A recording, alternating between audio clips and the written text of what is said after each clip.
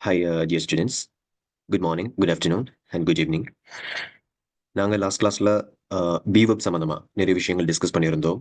ஆம், அதுலேயும் ஒரு வசனத்தை, ஒரு சென்டென்ஸை வந்து கேள்வி வசனமாக மாத்துறது எப்படி, அதாவது பிவர்பை வந்து வசனத்தின் ஆரம்பத்தில் போடுறதன் மூலமா எப்படி ஒரு வசனம் கேள்வி வசனமாக மாறுது அப்படிங்கிறத நாம டிஸ்கஸ் பண்ணியிருந்தோம். அதுக்கான நிறைய உதாரணங்கள் உங்களுக்கு காட்டியிருந்தோம். லாஸ்ட் கிளாஸ்ல வீடியோ ரெக்கார்டிங் உங்களுக்கு கிடைக்கல என்றால் நீங்கள் எங்களோட வாட்ஸ்அப் நம்பருக்கு மெசேஜ் ஒன்று போட்டு அந்த லிங்கை எடுத்துக்கொள்ளலாம். அப்படி இல்லை என்றால் நீங்கள் நம்ம சேனலை செக் பண்ணியும் பார்க்கலாம். யூடியூப் சேனலை செக் பண்ணி பார்க்கவும் இயலும். Right, okay. ஸோ இன்றைக்கு இன்றைய வகுப்பில் ஸோ இன்றைய வகுப்பில் நாம் புதிய விஷயம் ஒன்று டிஸ்கஸ் பண்ண இருக்கிறோம். இன்றைய வகுப்பு உங்களுக்கு பயனுள்ள ஒரு வகுப்பாக இருக்கும். வீடியோ நீங்கள் முழுசாக பாருங்கள். இப்போ நான் ஒரு சில ஸ்லைட்ஸ் உங்களுக்கு ஷேர் பண்ணுறேன். ஸ்க்ரீனை அவதானிங்க. Right, okay. ஸ்டூடெண்ட்ஸ், அவங்களுக்கு ஸ்க்ரீனில் தெரிகிற மாதிரி இன்றைய வகுப்பில் நாம் டிஸ்கஸ் பண்ண இருக்கிற விஷயம் இதுதான் present continuous tense. Okay, present continuous tense அதாவது தற்போது நடைபெற்றுக் கொண்டிருக்கும் செயல் அல்லது தற்போது நடைபெற்றுக் கொண்டிருக்கும் ஒரு விடயம் சம்பந்தமா நம்ம பேசும்போது ப்ரெசன்ட் கண்டினியூஸ் டென்ஸை தான் நம்ம பயன்படுத்துவோம். அதாவது நிகழ்காலம் என்று நம்ம தமிழ்ல சொல்லுவோம் இல்லையா, அதுதான் இந்த ப்ரெசன்ட் கண்டினியூஸ். Okay, right.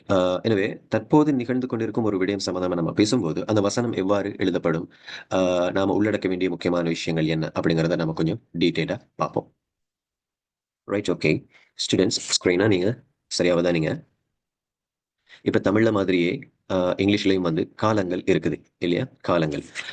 எனவே தமிழ்ல நாம நிகழ்காலம் படிச்சிருப்போம், அப்படித்தானே? இங்கிலீஷ்லயும் அதே மாதிரி ப்ரெசன்ட் டென்ஸ் இருக்குது.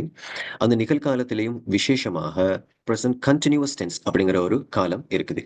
அதாவது தற்போது நடைபெற்றுக் கொண்டிருக்கும் ஒரு விடயம் அல்லது தற்போது நடைபெற்றுக் கொண்டிருக்கும் ஒரு செயல் சம்பந்தமாக நாம பேசும்போது நாம பயன்படுத்துற டென்ஸ் அல்லது காலம் இந்த present continuous tense.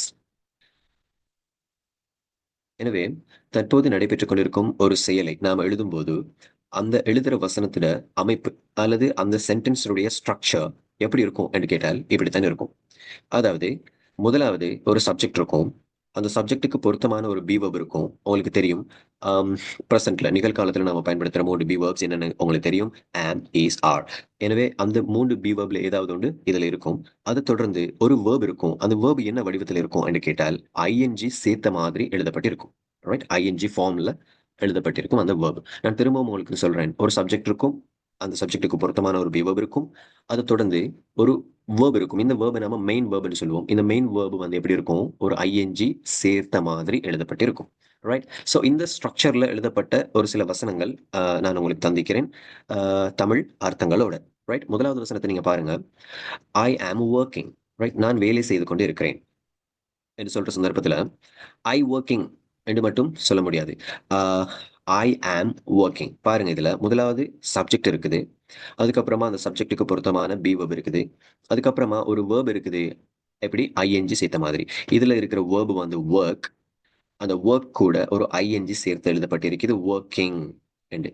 Right, so நான் வேலை செய்து கொண்டிருக்கிறேன் அப்படிங்கிற விஷயத்தை நாம் எழுதும்போது ஐ ஆம் ஒர்க்கிங். Okay, right. அடுத்த உதாரணத்துல ஷீ இஸ் ஸ்மைலிங். இதுல ஸ்மைல் அப்படிங்கிறது சிரிக்கிறது இல்லையா. எனவே அவள் சிரித்து கொண்டு இருக்கிறாள். இப்போது நடக்கும் ஒரு விடயம் அவள் சிரித்து கொண்டு இருக்கிறாள் அப்படிங்கிற விஷயத்தை நாம் எழுதும்போது எப்படி எழுதும், ஷீ இஸ் ஸ்மைலிங்.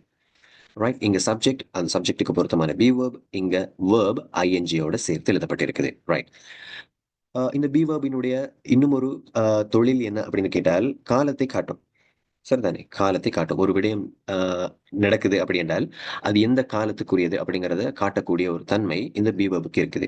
எனவே இந்த ப்ரெசன்ட் கண்டினியூவஸ் பத்தி நாம பேசும்போது இந்த ப்ரெசன்ட் கண்டினியூவஸ்ல ஒரு சென்டென்ஸ் எழுதும்போது நீங்க கட்டாயம் இந்த பீவர்பை பயன்படுத்தணும். ஓகே, அடுத்த உதாரணம், ஹி இஸ் வாக்கிங். இதுல வாக் அப்படிங்கிறது நடக்கிறது.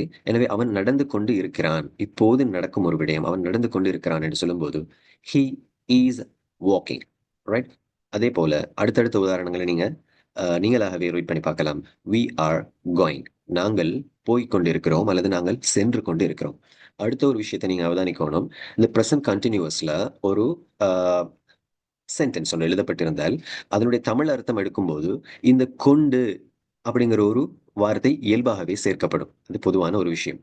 அந்த குறிப்பிட்ட செயலோட தொடுத்த மாதிரி கொண்டு அப்படிங்கிற வார்த்தை உண்டு இயல்பாகவே சேர்க்கப்படும். அதை நீங்க எல்லா வசனத்திலையும் அவதானிக்கலாம். ரைட், அடுத்த உதாரணத்துக்கு போங்க. They are coming. அவர்கள் வந்து கொண்டு இருக்கிறார்கள். You are running. You are running. நீங்கள் ஓடிக்கொண்டு இருக்கிறீர்கள்.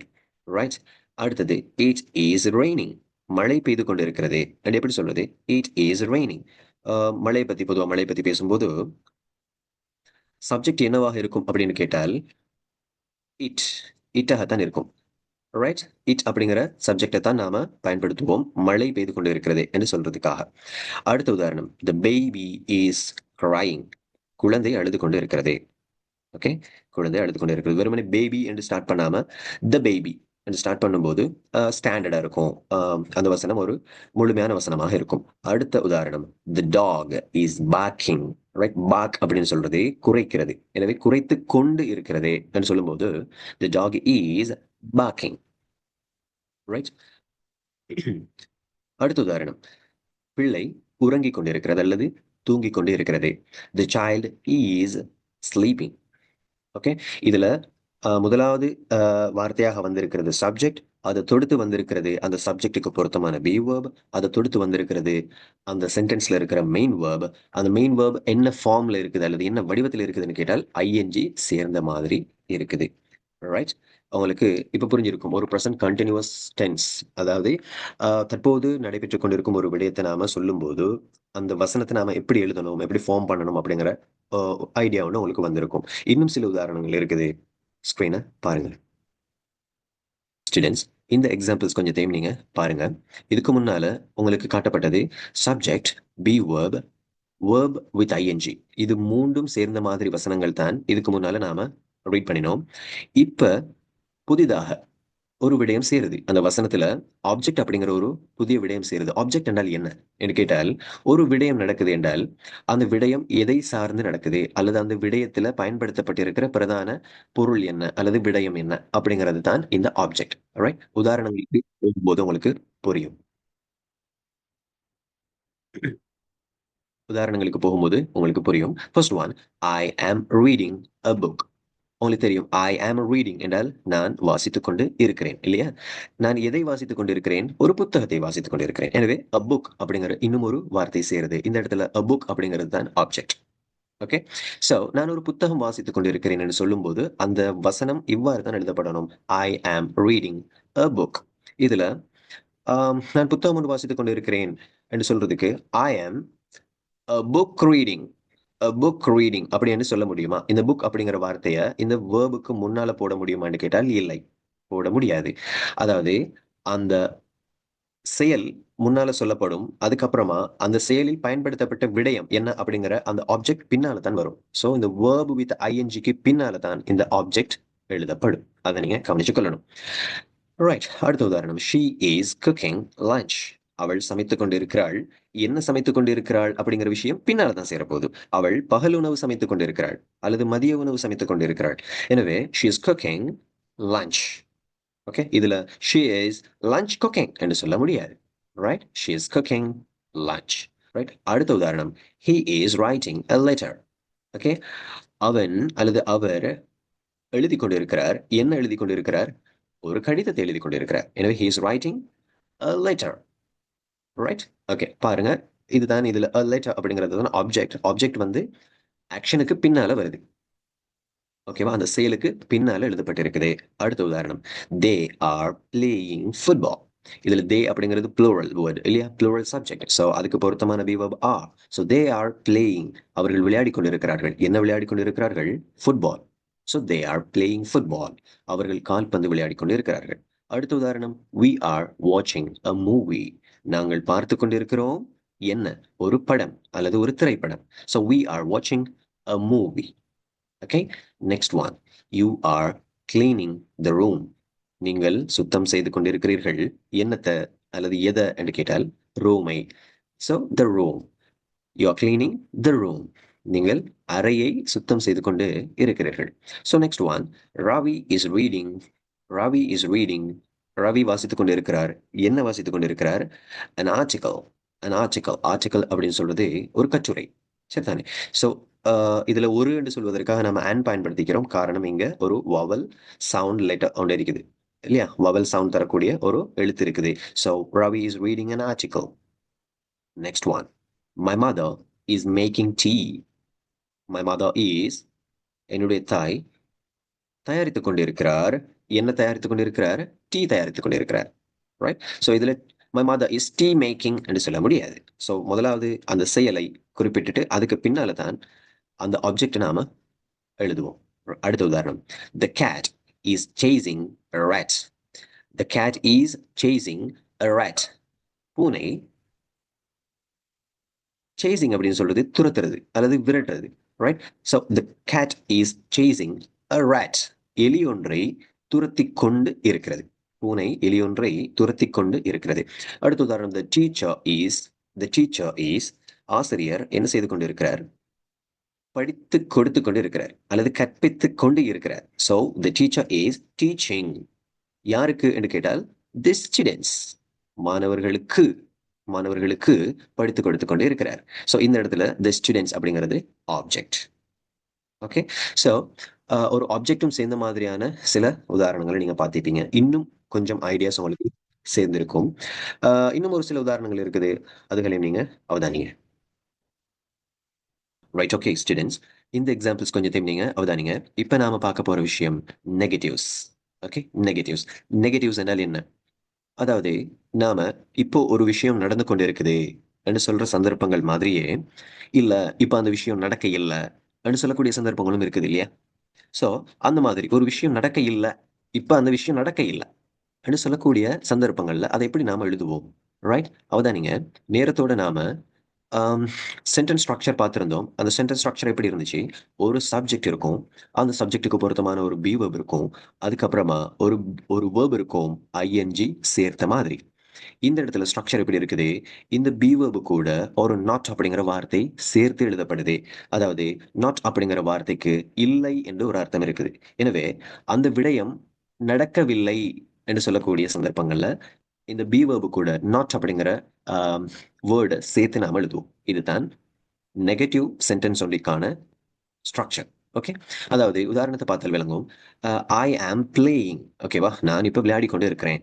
இதுவே நான் விளையாடி கொண்டு இருக்கல்ல, நான் விளையாட இல்லை, இப்ப நான் அந்த வேலையை செய்யவில்லை என்று சொல்லக்கூடிய சந்தர்ப்பம். நான் இப்ப விளையாட இல்லை என்று சொல்றதா இருந்தால் எப்படி சொல்லுவோம்? நான் நேரத்தோட சொன்ன மாதிரி இந்த பீபபு கூட ஒரு நாட்டை சேரும். இங்க அந்த நாட் சேர்த்து எழுதப்பட்டிருக்குது. So I am not playing. சில நேரங்களில் நான் வேற ஒரு வேலை செய்து கொண்டு இருக்கலாம். ஸோ நான் இப்ப விளையாட இல்லை, நான் இப்போ விளையாடி கொண்டு இல்லை என்று சொல்வதாயின் அதை நம்ம எப்படி சொல்லலாம்? ஐ am not playing. I am not playing என்று சொல்லலாம். ரைட்? அடுத்த உதாரணம். தே ஆர் வாட்சிங் டிவி. அவர்கள் டிவி பார்த்து கொண்டு இருக்கிறார்கள். இல்ல அவங்க டிவி பார்க்கல என்று சொல்றேன்னா எப்படி சொல்லலாம்? இந்த ஆர் கூட ஒரு நாட் சேரும். ஸோ தே ஆர் நாட் வாட்சிங் டிவி. தே ஆர் நாட் வாட்சிங் டிவி. தே ஆர் நாட் வாட்சிங் டிவி. அவர்கள் இப்ப டிவி பார்க்கல. Okay, right. அவங்க இப்ப வேற வேலையை ஒன்று செய்து கொண்டு இருக்கிறாங்க என்ற மாதிரி அர்த்தம் ஒன்று வரும். ஓகேவா? So she is eating something. அவள் சாப்பிட்டுக் கொண்டு இருக்கிறாள். என்ன சாப்பிட்டுக் கொண்டு இருக்கிறாள்? ஏதோ ஒன்று சாப்பிட்டுக் கொண்டு இருக்கிறாள். Right? So she is eating something. இதுவே அவள் எதுவுமே சாப்பிடவில்லை. அவள் எதுவுமே சாப்பிட இல்லை, அவள் சாப்பிடாம சும்மா தான் இருக்கிறாள் என்று சொல்ற சந்தர்ப்பத்துல அவள் எதுவுமே சாப்பிடவில்லை என்று சொல்ற எப்படி சொல்லலாம்? இந்த ஈஸ் அப்படிங்கிற பீவப் கூட ஒரு நாட் சேருது. So she is not eating. She is not eating anything. எதுவுமே சாப்பிடல. ஏதாவது என்று சொல்லும்போது சம்திங், எதுவுமே என்று சொல்லும்போது எனிதிங். ஓகேவா? Right, show. So she is not eating anything. Okay. அடுத்த உதாரணம். இங்கு மழை பெய்து கொண்டிருக்கிறது. It is raining. It is raining here. மழை பெய்து கொண்டிருக்கிறது இங்கே. ரைட்? எனவே இங்கு மழை பெய்து கொண்டிருக்கிறது சொல்வதாயின் நம்ம எப்படி சொல்லலாம்? It is raining here. அதே போல இங்கு மழை பெய்யல, இங்கு மழை பெய்யல. எப்படி சொல்றது? It is not raining here. It is not raining here. இங்கே மழை பெய்யவில்லை, இப்போது இங்கே மழை பெய்யவில்லை. ரைட்? அடுத்த உதாரணம். The baby is crying now. குழந்தை அழுது கொண்டிருக்கிறது. எப்போ? இப்போ. Right? The baby is crying now. இப்போது குழந்தை அழுது கொண்டிருக்கிறது. இதுவே இப்போது குழந்தை அழவில்லை. குழந்தை இப்போது அழவில்லை என்று சொல்றதா இருந்தால் எப்படி சொல்லலாம்? The baby is not crying now. Right? the baby is not crying now. the baby is not crying now. ஓகேவா? இதுல பாருங்க, ஒவ்வொரு வசனத்தையும் பாருங்க.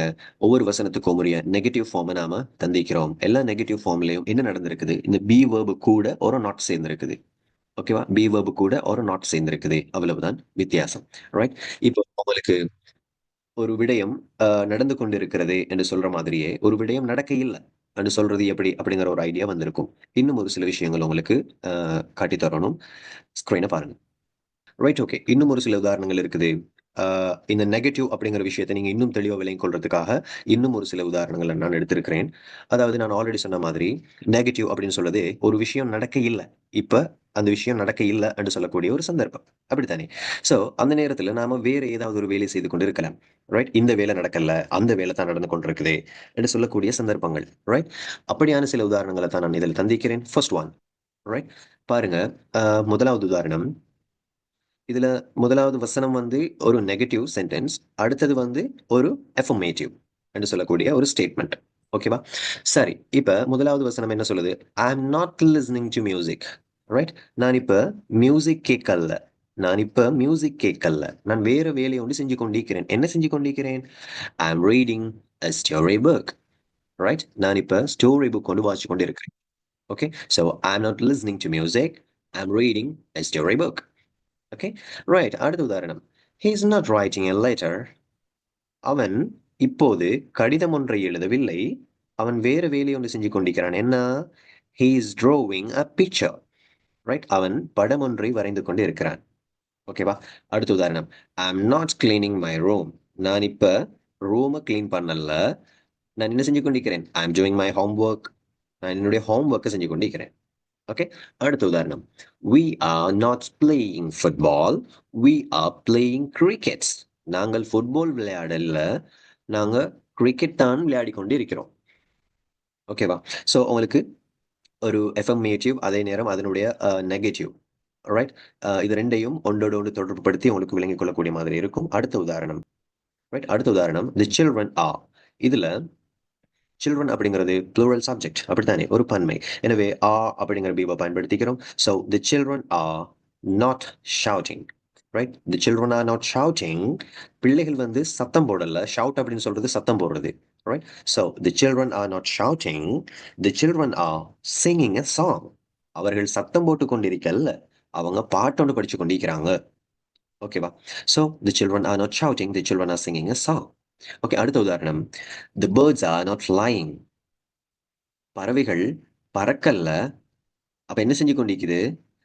தி birds are sitting on the tree. பறவைகள் மரத்தில் உட்கார்ந்து கொண்டு இருக்கின்றன, அல்லது மரத்தில் அமர்ந்து கொண்டு இருக்கின்றன. ஸோ இந்த உதாரணங்கள் ஊடாக உங்களுக்கு அந்த நெகட்டிவ் அப்படிங்கிற சென்டென்ஸ் ஸ்ட்ரக்சர் உங்களுக்கு ஓரளவு புரிஞ்சிருக்கும். சரிதானே? ரைட். Right, okay. இப்போ நீங்க அடுத்த விஷயமா பார்க்க போறீங்க கொஸ்டின்ஸ். ஓகே, கேள்வி கேள்வி வசனங்கள். சரிதானே? உங்களுக்கு தெரியும், ஒரு ஸ்டேட்மெண்ட், ஒரு கூற்று ஒன்று எழுதப்படும் போது அந்த வசனத்தினுடைய அமைப்பு அல்லது அந்த சென்டென்ஸினுடைய ஸ்ட்ரக்சர் எப்படி இருக்கும்? முதலாவது சப்ஜெக்ட் இருக்கும், அதுக்கப்புறமா பி வேர்ப் இருக்கும், அதுக்கப்புறமா வேர்ப் ஐஎன்ஜியோட இருக்கும். ஓகேவா? இங்க என்ன நடந்திருக்குது? முன்னால பி வேர்பும் பின்னால சப்ஜெக்டும் வந்திருக்குது. இப்படி உங்களுக்கு தெரியும், பி வேர்ப வசனத்துல முன்னால போட்டால் அந்த வசனம் ஒரு கேள்வி வசனமாக மாறிடும் அப்படிங்கிறது உங்களுக்கு தெரியும். ரைட்? எனவே அப்படி கேள்வி வசனங்களாக மாற்றப்பட்ட ஒரு சில உதாரணங்கள் நான் தந்திக்கிறேன். கொஞ்சம் அவதானிங்க. First one. The baby is crying. Okay, the baby is crying. குழந்தை அழுது கொண்டு இருக்கிறது. இதுவே நாம கேள்வியாக கேட்கிறதா இருந்தால், குழந்தை அழுது கொண்டு இருக்கிறதா என்று நாம கேள்வியாக கேட்கிறதா இருந்தால் என்ன செய்வோம்? இங்க இருக்கிற பி வேர்ப அப்படியே முன்னால கொண்டு வருவோம்.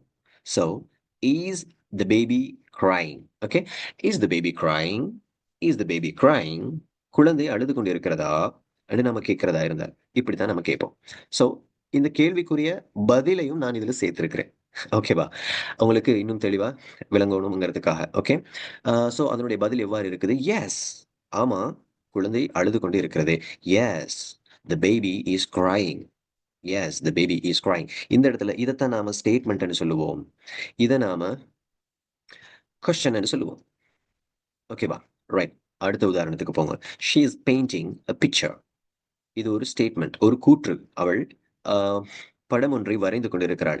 சரிதானே? பெயிண்டிங் அப்படின்னு சொல்றது வரையறதுக்கு நாம பயன்படுத்துற இன்னும் ஒரு சொல் painting, right? So she is painting a picture அப்படி என்றால் அவள் படம் ஒன்று வரைந்து கொண்டிருக்கிறாள். இதை நம்ம கேள்வியா கேட்கும்போது is she painting a picture என்று கேட்போம். இந்த ஈஸ் அப்படிங்கிற பி வேர்ப் முன்னால போயிடும். So is she painting a picture அது ஒரு கேள்வியா மாறிடும். So is she painting a picture என்று கேள்வியாக கேட்கப்படுது. அந்த கேள்விக்குரிய பதிலையும் நான் சேர்த்து எழுதியிருக்கிறேன். நோ, இல்லை. She is not painting. அவள் வந்து பெயிண்ட் பண்ண இல்ல. அவள் வேற ஒரு வேலை செஞ்சு கொண்டிருக்கிறாள். என்ன என்று கேட்டால் ஷி இஸ் வாட்சிங் டிவி. அவள் டிவி பார்த்து கொண்டு இருக்கிறாள். பாருங்க, இதுல 2 விஷயம் நான் உங்களுக்கு காட்டிக்கிறேன். அதாவது ஒரு கேள்வி கேட்கிறது எப்படி? அதே நேரம் அந்த கேள்விக்கு பதில் சொல்றது எப்படி? ரைட். ஒன்று ஆம் என்ற பதில் வரும். ரைட். அந்த விஷயம் நடக்குதா? அப்படின்னு கேட்கப்படுற அந்த கேள்விக்கு ஒன்று ஆம் அப்படிங்கிற பதில் வரும். அப்படி இல்லை என்றால் இல்லை அப்படிங்கிற பதில் வரும். ரைட். அதனால இந்த மாதிரியான கேள்விகளை நாம எப்படி சொல்லுவோம் என்று கேட்டால் எஸ் ஆர் நோ கொஸ்டின்ஸ்னு சொல்லுவோம். எஸ் ஆர் நோ கொஸ்டின்ஸ்னு சொல்லுவோம். அதாவது இந்த கேள்விக்கு ஆம் என்ற பதில் இருக்கும் அல்லது இல்லை அப்படிங்கிற பதில் இருக்கும். அதனால இந்த கேள்விகளை நாம எஸ் ஆர் நோ கொஸ்டின், அதாவது எஸ்ங்கிற ஆன்சர் வரணும், அப்படி இல்லைனா நோ அப்படிங்கிற ஆன்சர் வரணும். அதனால இந்த கேள்விகளை நாம எஸ் ஆர் நோ கொஸ்டின் என்று சொல்லுவோம். ஓகேவா? ரைட். 3வது உதாரணம். Raju is eating his lunch. Raju வந்து அவனுடைய பகல் உணவை சாப்பிட்டுக் கொண்டு இருக்கிறார். இதே நம்ம கேள்வியா கேட்கிறதா இருந்தால் is Raju eating his lunch. Raju வந்து அவருடைய பகல் சாப்பாடை சாப்பிட்டுக் கொண்டு இருக்கிறாரா? இது கேள்வி. இது கேள்விக்குரிய பதில் எவ்வாறு இருக்குது? எஸ், ஆம், he is eating his lunch. Yes, ஆம், அவர் ஆம், அவருடைய பகல் உணவை சாப்பிட்டுக் கொண்டு இருக்கிறார். இந்த கேள்விக்கு பதில் சொல்லும்போது எஸ் he is eating என்று மட்டும் சொன்னால் போதும். இந்த பிராக்கெட்ல காட்டிக்கிறது ஆப்ஷனல். நீங்க விரும்பினால் மேலதிகமாக சேர்த்துக் கொள்ளக்கூடிய வார்த்தைகள். ஸோ முழுமையாக சொல்வதா இருந்தால் S he is eating his lunch. ஷார்ட்டா சொல்றேன்னு சொன்னால் எஸ் he is eating என்று ஷார்ட்டா சொல்லவும் இயலும். ரைட். அடுத்த உதாரணத்துக்கு போங்க. You are talking on the phone. You are நீங்கள் கதைத்துக் கொண்டு இருக்கிறீர்கள். எங்க எப்படி என்று கேட்டால் ஃபோன்ல. Right. On the phone. You are talking on the phone. Right. இதே நாம கேள்வியா கேட்கிறதா இருந்தால் நமக்கு தேவை கேள்வி. நமக்கு தேவையான விஷயம் கேள்வி கேட்கிறது தான். அதை எப்படி நாம சரியா கேட்கலாம்? இந்த பி வெர்ப் முன்னால போட்டால் are you talking on the phone? Are you talking on the phone என்று கேட்கலாம். நீங்க ஃபோன்லயா கழிச்சு கொண்டிருக்கிறீங்க? ரைட். அதுக்கு நம்ம எப்படி பதில் சொல்லலாம்? ஒன்று எஸ்ன்னு சொல்லலாம் அல்லது நோ என்று சொல்லலாம். நான் நோ என்று சொல்லக்கூடிய பதில் எடுத்துக்கிறேன். ரைட். நோ, இல்லை. ஐ அம் வாட்சிங் யூடியூப். ஐ அம் வாட்சிங் யூடியூப் ஆன் மை ஃபோன். நான் வந்து என் ஃபோன்ல யூடியூப் பார்த்து கொண்டிருக்கிறேன். ஓகே. யூடியூப் பார்த்து கொண்டிருக்கிறேன் என்ற மாதிரி ஒரு பதில் இங்க வருது. ரைட். அடுத்த உதாரணத்துக்கு போங்க. They are cleaning their room. அவர்கள் அவர்களுடைய தேர் என்று சொல்றது அவர்களுடைய. So they are cleaning their room. அவர்கள் அவர்களுடைய அறையை சுத்தம் செய்து கொண்டிருக்கிறார்கள். இதை நம்ம கேள்வியா கேட்கணும். R they cleaning their room? R they cleaning their room? அவர்கள் அவர்களுடைய அறையை சுத்தம் செய்து கொண்டிருக்கிறார்களா? இதுக்கு என்ன பதில் வருது? நோ, இல்லை. They are playing in their room. அவர்கள் விளையாடிக் கொண்டிருக்கிறார்கள். எங்க? அவர்களுடைய ரூம்ல. ஓகே. ஸோ இந்த எக்ஸாம்பிள்ஸ் ஊடாக ஒரு கொஸ்டின் கேட்கறது, அதாவது எஸ் ஆர் நோ கொஸ்டின் எப்படி கேட்கறது அப்படிங்கறத விளங்கியிருப்பீங்க. அதே நேரம் ஒரு கொஸ்டின் கேட்கப்பட்டா அதுக்கு எப்படி பதில் சொல்லலாம் அப்படிங்கிற ஒரு ஐடியாவும் உங்களுக்கு வந்திருக்கும். ரைட். பார்ப்போம். ரைட். அதே போல இன்னும் ஓரிரு உதாரணங்கள் இருக்குது. அதையும் பார்த்துட்டு போவோம். தி children are playing out side. பிள்ளைகள் விளையாடிக் கொண்டிருக்கிறார்கள் வெளியே. ஓகேவா? பிள்ளைகள் வெளியே விளையாடிக் கொண்டு இருக்கிறார்கள். நம்ம கேள்வியா கேட்கணும். பிள்ளைகள் வெளியே விளையாடிக் கொண்டு இருக்கிறார்களா? So, are the children playing outside? Are the children playing outside? என்று நம்ம கேட்போம். இந்த கேள்விக்குரிய பதில் எவ்வாறு இருக்கும்? எஸ், ஆம், தே ஆர் பிளேயிங் அவுட்சைட். ஆம், அவர்கள் வெளியே விளையாடிக் கொண்டு இருக்கிறார்கள். ஓகேவா? சரி. அடுத்த உதாரணம். Our mother is wearing a saree. ஓகேவா? எங்களுடைய தாய் அ சாரி ஒன்று உடுத்திக் கொண்டு இருக்கிறாங்க.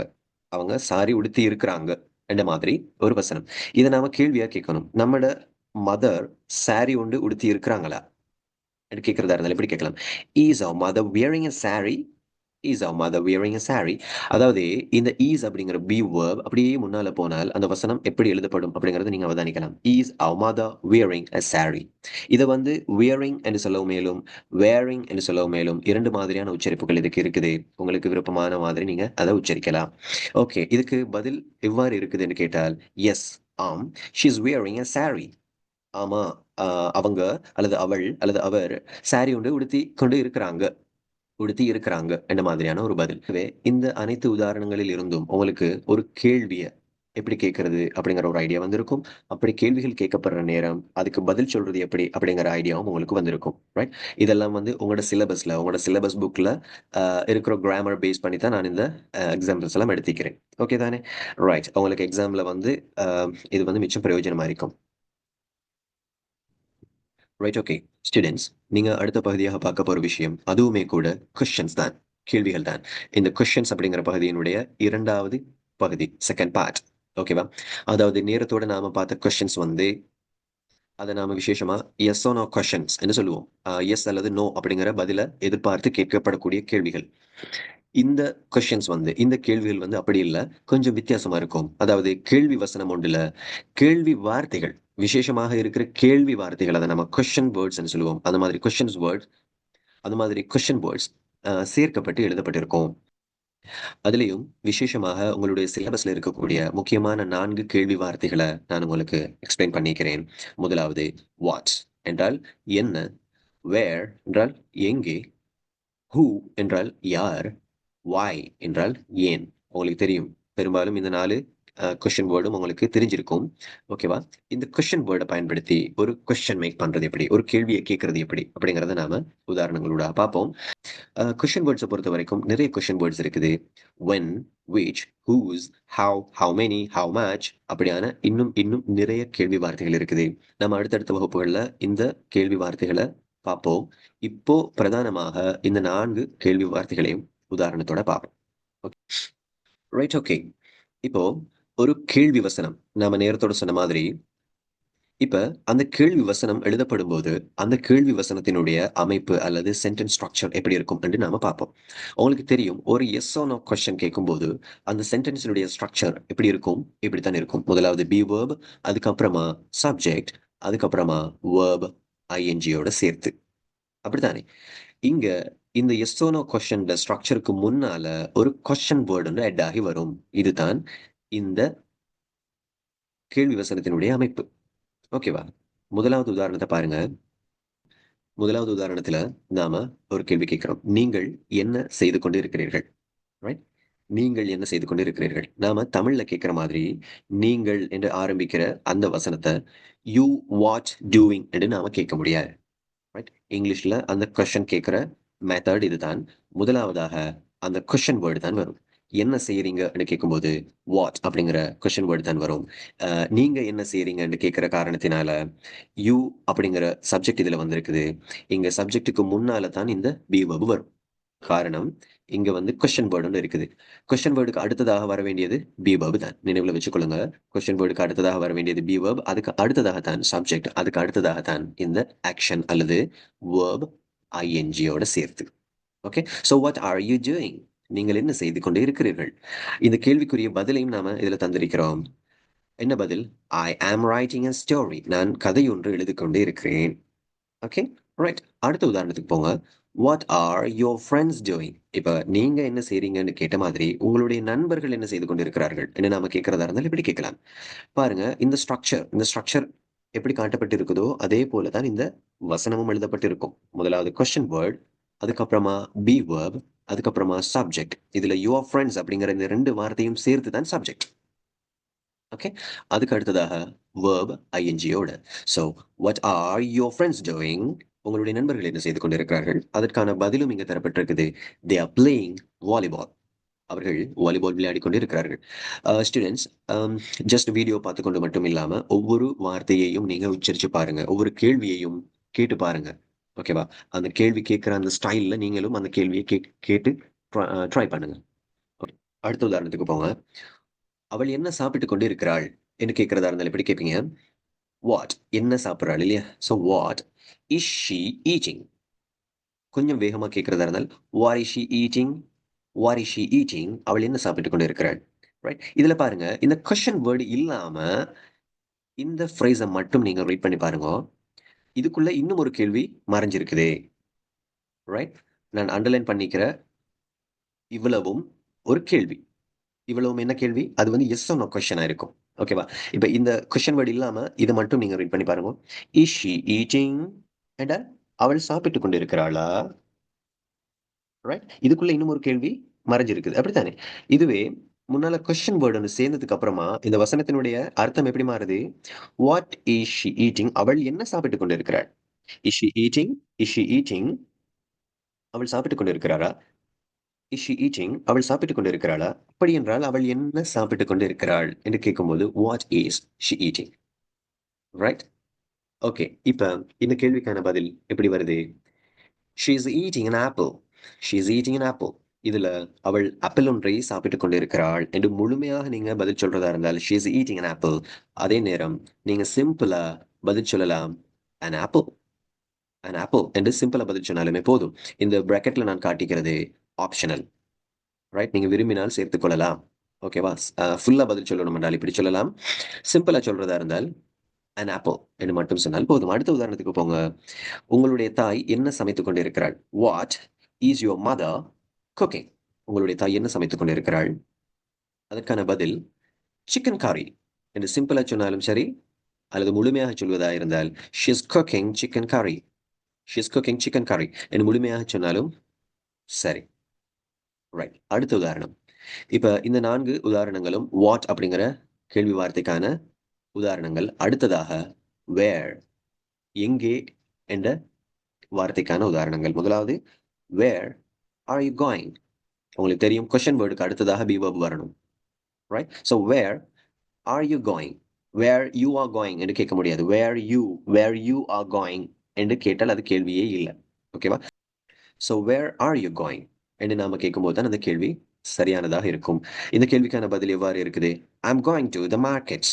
I'm going to the market. இதுல I'm going to sorry I'm going அப்படிங்கிற வார்த்தையை நீங்க விரும்பினால் சேர்த்துக் கொள்ளலாம். அப்படி இல்லை ஷார்ட்டா பதில் சொல்லணும் என்றால் to the markets, to the market என்று சொன்னாலுமே அந்த பதில் சரி. ஓகே. அடுத்த உதாரணம், அடுத்த கேள்வி where is the baby sleeping? இதுக்கு என்ன அர்த்தம்? Where is the baby sleeping? Where is the baby sleeping? குழந்தை எங்கே தூங்கிக் கொண்டு இருக்கிறது அல்லது குழந்தை எங்கே உறங்கிக் கொண்டு இருக்கிறது? ரைட்? அதற்கான பதில் எப்படி வரும்? The baby is sleeping in the cot. Cot அப்படின்னு சொல்றது சின்ன பிள்ளைங்களை தூங்க வைக்கிற கட்டில் மாதிரி ஒரு தொட்டில். சரிதானே? காட். சரி. So the baby is sleeping in the cot. இந்த காட் என்று ஷோர்ட்டா பதில் சொன்னாலும் சரி, அல்லது நீங்க விரிவாக விளக்கமாக சொல்றதா இருந்தால் the baby is sleeping in the cot என்று சொன்னாலும் சரி. அடுத்த உதாரணத்துக்கு போங்க. Where are the children playing? இந்த இடத்துல சில்ட்ரன் அப்படிங்கிறது ப்ளூரல் என்ற காரணத்தினால முன்னால ஆர் அப்படிங்கிற பி verb வந்திருக்குது. So where are the children playing? குழந்தைகள் எங்கே விளையாடி கொண்டிருக்கிறார்கள்? இன் த கார்டன் என்று ஷோர்ட்டா சொல்லலாம். அப்படி இல்லை என்றால் they are playing in the garden என்று சொல்லலாம். ரைட். ரைட். அடுத்த உதாரணங்களை பாருங்க. இந்த உதாரணங்கள் who அப்படிங்கிற கொஸ்டின் வேர்டை பேஸ் பண்ணின மாதிரியான எக்ஸாம்பிள்ஸ். ரைட்? யார் அப்படின்னு கேட்கக்கூடிய சில கேள்விகள். அதாவது who is singing a song? யார் பாட்டொன்று படிக்கிறது? இப்ப பாட்டொன்று படிச்சு கொண்டிருக்கிறது யாரு? who is singing a song? who is singing a song? அதுக்கு என்ன பதில் சொல்லலாம்? மை சிஸ்டர் என்று ஷோர்ட்டா பதில் சொல்லலாம். இல்ல இன்னும் கொஞ்சம் விரிவாக விளக்கமாக சொல்றதா இருந்தால் my sister is singing a song. My sister is singing a song என்று விரிவாகவும் பதில் சொல்ல முடியும். அடுத்த கேள்வி who is driving the car? காரை வந்து ஓட்டிக் கொண்டிருக்கிறது யார்? காரை வந்து டிரைவ் பண்ணி கொண்டிருக்கிறது யார்? Who is driving the car? எப்படி பதில் சொல்லலாம்? My father. மை ஃபாதர் என்று ஷோர்ட்டா பதில் சொல்லலாம். அப்படி இல்லை என்றால் my father is driving the car என்று முழுமையாக சொல்லவும் இயலும். ரைட்? அடுத்த கேள்வி வார்த்தை why, ஏன். ஏன் என்று கேட்கக்கூடிய ஒரு சில கேள்வி உதாரணங்கள் இருக்குது. அதையும் பார்ப்போம். Right. why why are they shouting? உங்களுக்கு தெரியும் ஷவுட்னு சொல்றது சத்தம் போடுறது. ஷவுட்டிங் சத்தம் போட்டு கொண்டு. ஓகேவா? ஏன் அவர்கள் சத்தம் போட்டுக் கொண்டு இருக்கிறார்கள்? எப்படி கேட்கலாம்? why are they why are they shouting என்று நம்ம கேட்போம். இந்த இடத்துல why they are shouting என்று கேட்க முடியாது. அது ஒரு கேள்வியாக இருக்காது. ஸோ கொஸ்டின் வேர்டுக்கு அடுத்ததாக பி verb வரணும். அதுக்கு அடுத்ததாக தான் சப்ஜெக்ட் வரணும். இதுதான் சென்டென்ஸ் ஸ்ட்ரக்சர். இந்த ஸ்ட்ரக்சரை சரியா அவதானிச்சு அந்த கேள்வியை நீங்க உருவாக்க வேண்டியிருக்கும். So first one why are they shouting? அவர்கள் ஏன் சத்தம் போட்டுக் கொண்டிருக்கிறார்கள்? இதற்கு எப்படி ஒரு பதில் வருதுன்னு பாருங்க. they are shouting. அவர்கள் சத்தம் போட்டுக் கொண்டிருக்கிறார்கள் ஏனென்றால் பிகாஸ் ஓகே, பிகாஸ் ஏனென்றால் they are playing a game. அவர்கள் விளையாட்டொன்றை விளையாடி கொண்டு இருக்கிறாங்க. ஏனென்றால் அவர்கள் விளையாட்டொன்றை விளையாடி கொண்டு இருக்கிறார்கள். ஓகேவா? அந்த வார்த்தை, இந்த பதில் வந்து கொஞ்சம் நீளமா இருக்குது. ஆனாலும் உங்களுக்கு தேவையான முக்கியமான ஒரு வார்த்தை பிகாஸ் அப்படிங்கிற ஒரு வார்த்தையை விளங்கிக் கொள்ளக்கூடிய ஒரு சந்தர்ப்பமா இருக்கும். ரைட், அடுத்த உதாரணத்துக்கு போங்க. why is he crying? அவன் ஏன் அழுது கொண்டு இருக்கிறான்? ஏன் ஏன் என்று கேட்கக்கூடிய சில கேள்விகள். why is he crying? அவன் ஏன் அழுது கொண்டு இருக்கிறான்? அவன் அழுது கொண்டு இருக்கிறான் ஏனென்றால் he is crying because he is sad. அவன் கவலையாக இருக்கிறான், அதனால அவன் அழுது கொண்டு இருக்கிறான். Again, he is crying because he is sad. அவன் அழுது கொண்டு இருக்கிறான் ஏனென்றா அவன் கவலையா இருக்கிறான்.